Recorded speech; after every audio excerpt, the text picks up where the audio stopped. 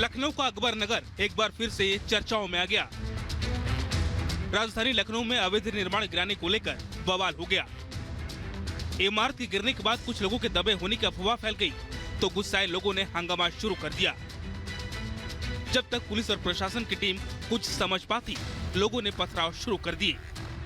अकबर नगर का यह वही इलाका है जहां पर अभी पथराव की घटना हुई है। पथराव की घटना इसलिए हुई कि अफवाह के चलतन ये कहा गया कि एक बिल्डिंग गिरी थी जिसमें यह कहा गया कि कुछ लोग उसमें दबे हो सकते हैं क्या। इसको ले करके वहां पर कुछ लोगों में कन्फ्यूजन हुई और वो लोग पथराव करने लगे, लेकिन पुलिस मौके पर पहुंचती है, स्थिति को शांत करती है और इस समय स्थिति यहाँ पर शांत है। आप देख सकते हैं कि यहाँ पर LDA द्वारा ये सब मकान गिराए जा रहे हैं। चूँकि LDA इसको ये एरिया पूरा सौंदर्यीकरण के लिए खाली कराया जा रहा है। चूँकि ये अवैध पूरा इलाका था, भले यहाँ पर कई पीढ़ी के लोग रह रहे हैं, इसलिए यहाँ पर इसको खाली कराया जा रहा है।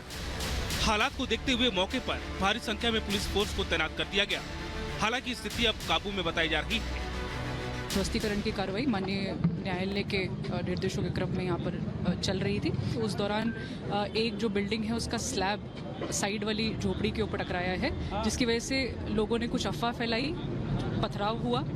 उसके बाद तत्काल पुलिस मौके पर पहुंच करके शांति व्यवस्था कायम करी। लखनऊ के अकबर नगर में हाईकोर्ट के आदेश पर रविवार को पुलिस और प्रशासन की टीम अवैध निर्माण को गिराने के लिए JCB और पोकलैंड मशीन लेकर पहुंची। अवैध रूप से बनाई गई फर्नीचर की इमारत को प्रशासन की टीम ने गिरा दिया। इसी दौरान अफवाह फैल गई कि जो इमारत गिराई गई है उसके नीचे कुछ लोग दब गए हैं। हालांकि प्रशासन ने मलबे में किसी के दबे होने से इनकार किया है, लेकिन लोग मानने को तैयार नहीं हुए। देखते ही देखते नाराज लोगों ने बवाल काट दिया। कमर्शियल में कुछ मकान गिर गए थे और 3 मकानों को बाद में चिन्हित किया गया था कि 3 जो बड़े प्रतिष्ठान थे वो उनका डिमोलिशन नहीं हुआ था।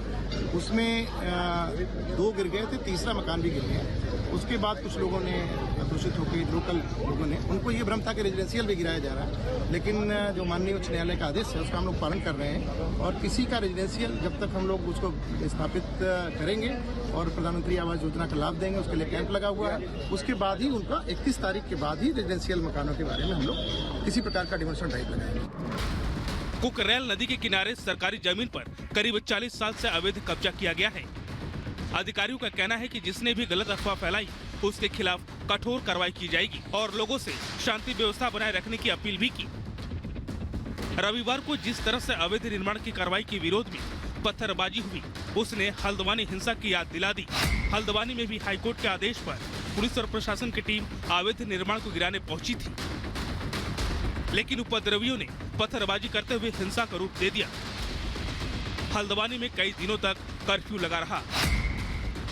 Bureau report, Republic Bharat.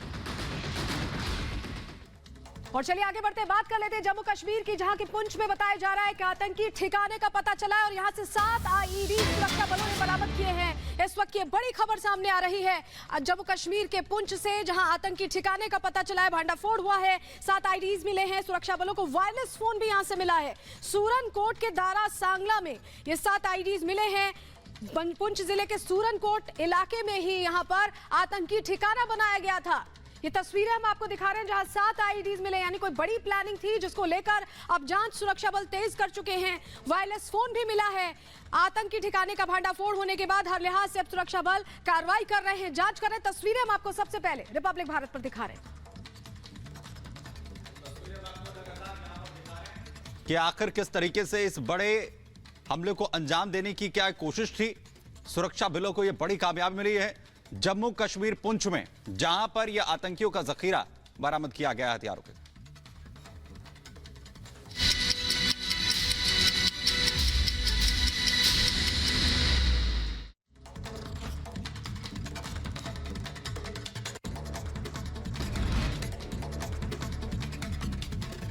Udhayanidhi Stalin की बड़ी मुश्किलें। ड्रग सिंडिकेट मामले में ईडी ने दर्ज किया केस। उदयनिधि से जल्द करेगी पूछताछ ईडी। जाफर सादिक ने पूछताछ में उदयनिधि को फंड देने की बात कबूल कर ली है।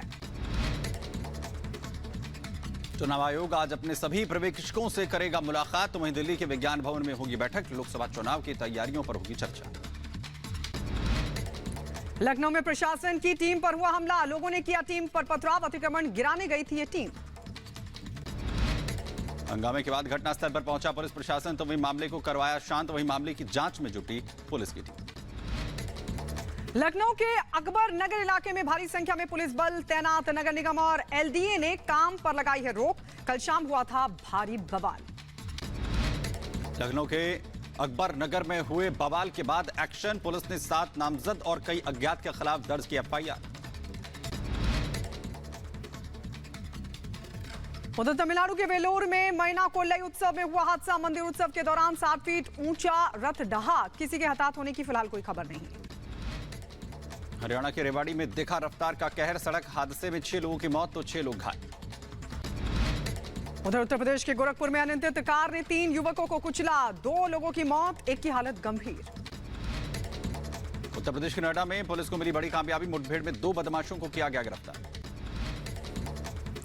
दिल्ली में आपसी रंजिश की वजह से पिता बेटे की हत्या। 5 लोगों ने पिता बेटे पर चाकू से किया हमला, हत्या को दिया अंजाम। पुलिस मामले की छानबीन में जुटी। कई धाराओं में दर्ज हुआ केस।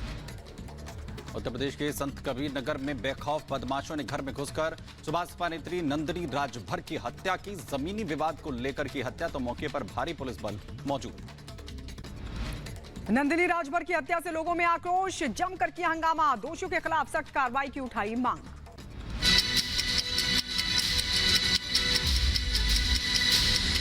19 में भी जो हमने शिलान्यास किए वो चुनाव के लिए नहीं किए थे।